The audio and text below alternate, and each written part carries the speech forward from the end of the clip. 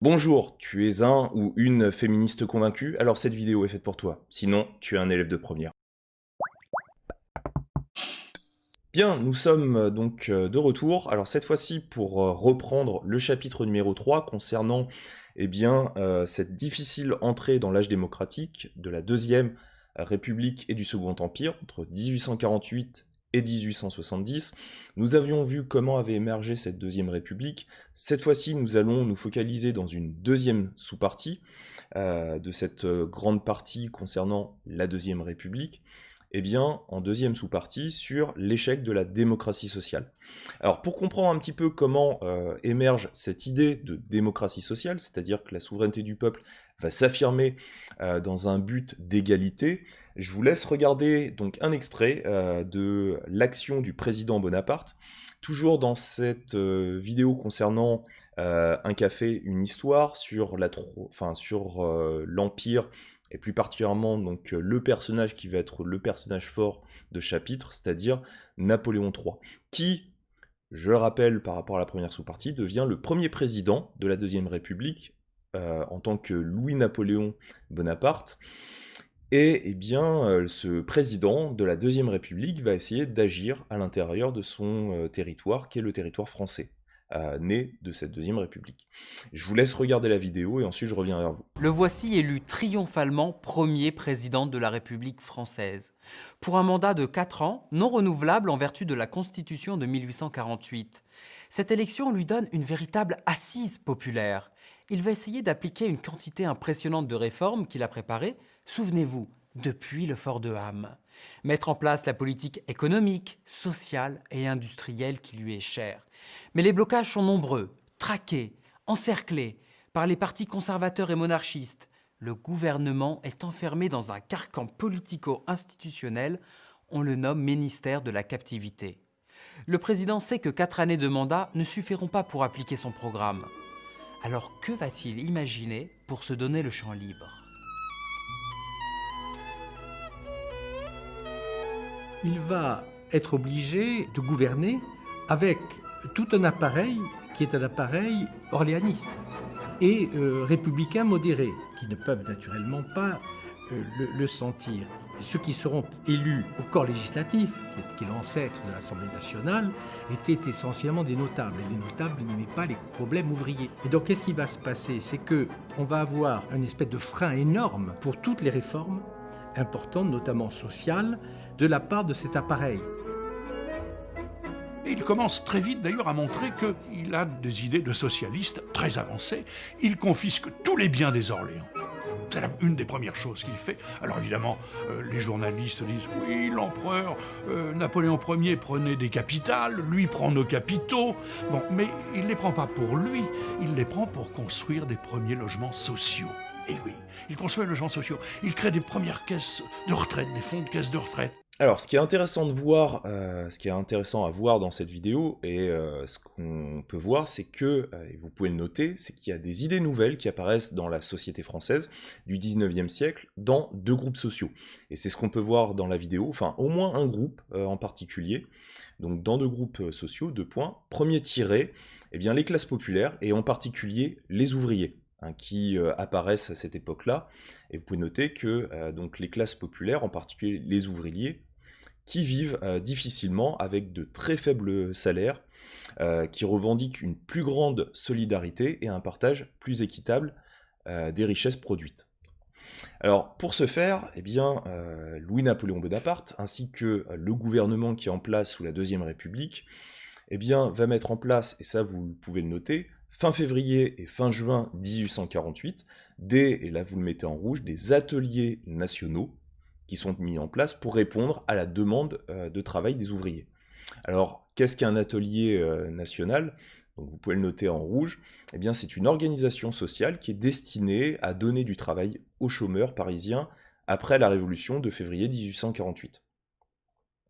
Et en dehors de la définition, vous pouvez noter que l'État doit y prendre en charge les chômeurs et les affecter à un poste. Donc c'est une action sociale, hein. Le but c'est d'aider les plus défavorisés, et ça c'est une volonté notamment du gouvernement de Louis-Napoléon Bonaparte. qui montre que, comme je vous l'avais montré dans la vidéo, qu'il y a une véritable réflexion de Louis-Napoléon Bonaparte en tant que président concernant les personnes les plus pauvres. Je rappelle qu'il avait fait un ouvrage sur la paupérisation, et notamment la lutte contre bien la fragilité sociale. Donc c'est vraiment une pensée qu'il a, qui chemine tout au long de son histoire. Et deuxième tiré, donc le deuxième groupe social, alors cette fois-ci qui n'est pas dans la vidéo, mais je vais vous laisser regarder donc une autre vidéo là aussi, alors beaucoup plus longue, pour voir ce personnage qui est vraiment central dans cette réflexion de ce deuxième groupe. C'est Georges Sand. Alors c'est dans une vidéo qui a été faite en 2017 par France 2, qui reprenait en fait le lieu de vie d'un personnage célèbre et d'essayer de se concentrer sur ce personnage par la suite. Il s'agit de Georges Sand, donc cette écrivaine du 19e siècle qui a une réflexion, elle aussi, politique. Je vous laisse regarder la vidéo et ensuite je reviens vers vous.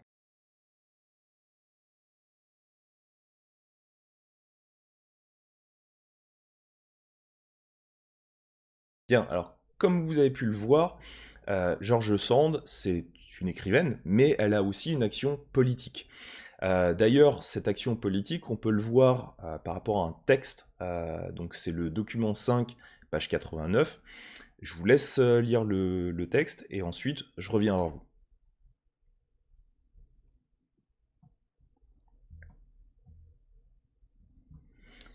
Bien, alors ce qui est intéressant bien avec cette vidéo et ce texte, ça vous pouvez le noter, c'est que, deuxième tiré, les femmes expriment également leur volonté d'émancipation au 19e siècle. Elles réclament des droits sociaux, entre parenthèses le divorce, et politique, entre parenthèses le vote.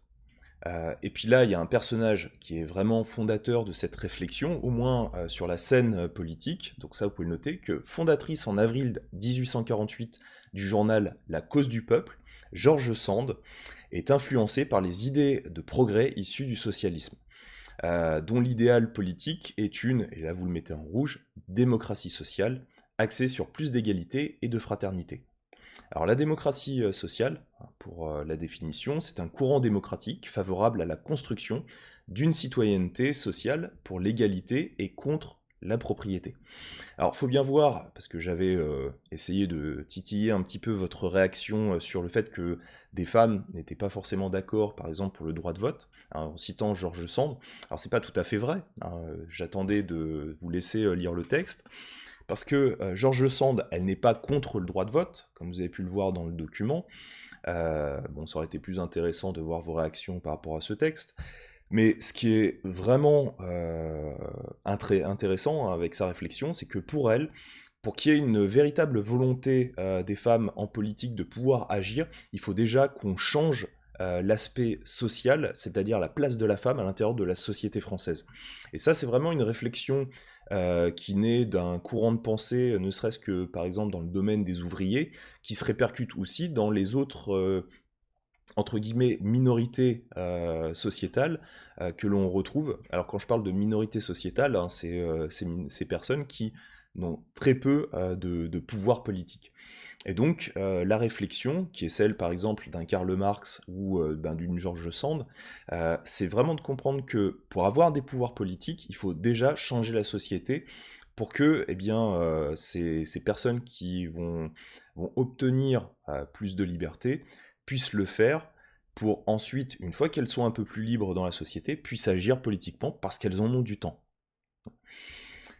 Alors, en revanche, et c'est là aussi où il y a un petit changement, et ça, vous pouvez le voir avec le document 1, on va surtout se fixer sur lui, parce qu'on a un tableau qui montre certaines choses, et notamment des régressions qui pourraient paraître très étranges. Par exemple, si vous regardez le tableau, le 22 juin 1848, eh bien, il y a une suppression des ateliers nationaux, et là par ce qu'on appelle le Parti de l'Ordre. Alors le Parti de l'Ordre, pour revenir un petit peu sur une explication, mais je reviendrai sur ce Parti de l'Ordre, notamment en vous donnant une belle petite définition. Parti de l'Ordre, c'est un groupe de droite, conservateur, qui a une véritable réflexion, qui est structurée un petit peu de personnalités conservatrices, partisanes, comme son nom l'indique, de l'ordre, de la sécurité et des bonnes mœurs. On y retrouve à la fois des républicains, c'est-à-dire qu'on a des républicains conservateurs, non pas socialistes. D'ailleurs, il y a une très petite part des républicains députés qui sont donc à l'Assemblée, qui font partie de ce qu'on appelle la branche socialiste, mais on a beaucoup de républicains conservateurs, donc de droite. Et puis, dans ce parti de l'ordre, on a aussi des monarchistes. C'est-à-dire des personnes qui jouent le jeu de cette Deuxième République, mais qui, en réalité, désirent profondément un retour à une monarchie constitutionnelle. On retrouve d'ailleurs de tout à l'intérieur de ce parti. On a par exemple un personnage qu'on va retrouver plus tard, qui sera président de la Troisième République, comme Adolphe Thiers. On a des personnages comme Alexis, le comte de Tocqueville. Enfin voilà, on a des personnalités qui sont très importantes, qu'on retrouvera par la suite, qui n'ont pas forcément le même point de vue, qui ont parfois des opinions contraires, mais qui jouent le jeu de se regrouper pour être plus fort, pour changer cette jeune République. Je rappelle qu'elle est toujours en gestation. Voilà. Donc ce parti de l'ordre, il va là aussi être en contradiction avec le début d'idéologie du gouvernement, qui se rapproche un peu plus d'idées sociales telles que Louis-Napoléon Bonaparte les avait en tête lorsqu'il arrive au pouvoir. Donc ça, vous pouvez le noter, mais l'Assemblée, élue en avril 1848, les supprime, donc entre parenthèses, les ateliers nationaux, car elle refuse l'intervention de l'État dans l'économie. Ce qui veut dire que le Parti de l'Ordre, c'est aussi un parti conservateur libéral. En réaction, vous pouvez noter que des barricades sont de nouveau érigées dans Paris lors des journées, entre guillemets, des journées de juin. Alors elles vont être réprimées dans le sang, ça vous pouvez le noter, réprimées dans le sang par le gouvernement. Elles font entre 3000 et 5000 victimes, et entre parenthèses, dont 1500 fusillés sans jugement. Mais aussi, vous pouvez le rajouter, 12 000 prisonniers, dont 4 000 déportés en Algérie ou en Nouvelle-Calédonie afin de peupler les colonies. Je rappelle que je reviendrai là aussi sur cet impact, mais au XIXe siècle, on est sur le début, et la France s'en fait écho, de la colonisation de territoires. C'est le cas par exemple de l'Algérie, c'était déjà le cas de la Nouvelle-Calédonie qui appartenait déjà depuis un petit bout de temps à la France, mais il y a vraiment ce leitmotiv, si vous voulez, de la Deuxième République, d'agir fermement et de coloniser des espaces, vu que l'esclavage est terminé. Le but, c'est de s'approprier des espaces pour pouvoir récupérer, s'approprier les ressources de cet espace. Et vous pouvez noter que finalement, l'échec de la démocratie sociale, parce qu'on le voit, malheureusement, vous avez un parti qui est majoritaire, c'est le Parti de l'Ordre, qui va limiter le pouvoir, l'impact du gouvernement et de Louis-Napoléon Bonaparte. Je rappelle qu'on est dans un régime politique où l'Assemblée a véritablement un pouvoir bien plus fort que le gouvernement ou le président. Et donc, vous pouvez noter que l'échec de la démocratie sociale et la répression s'expliquent par l'existence profonde de divisions, dont deux principales. 2 points. La première, c'est la question de la propriété, qui sépare bourgeois et ouvriers. Entre parenthèses, les premiers défendent la liberté de la propriété privée, alors que les seconds revendiquent la propriété sociale au service de la collectivité. Et ça, c'est vraiment... faut vraiment imaginer que, comme j'avais pu vous l'indiquer, il y a vraiment un bouillonnement, ce qui fait qu'il y a des révoltes régulièrement, les barricades le montrent très bien. On essaye de réfléchir à un système, sauf que ce système, il fait partie d'une société qui est vraiment en tension.